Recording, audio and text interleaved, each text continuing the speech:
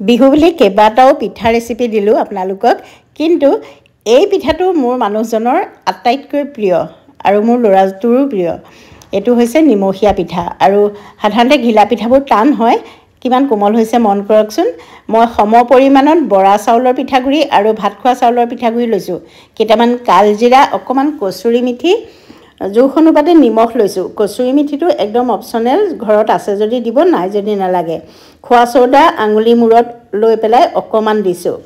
অকণমানকৈ পানী দি পেলাই মই সানিম, কিয়নো কেঁচা পিঠাগুড়িত পানী পটককৈ সৰহ হৈ যায়। সেইকাৰণে অনুপাত পাবলৈ অলপ অলপ পানী দি আপোনালোকে সানিব।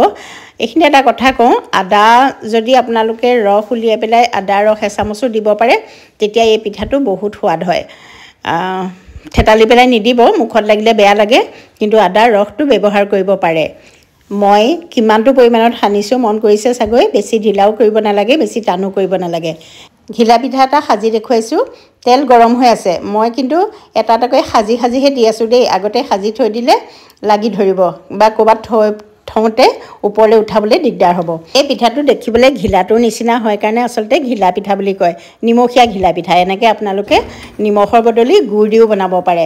আৰু চুগাৰ পেচেণ্টসকলে বিহুত পিঠা খাবলৈতো মন যাবই, এই পিঠাটো খাই চাব। চাওক কিমান কোমল হৈছে, এবাৰ খাই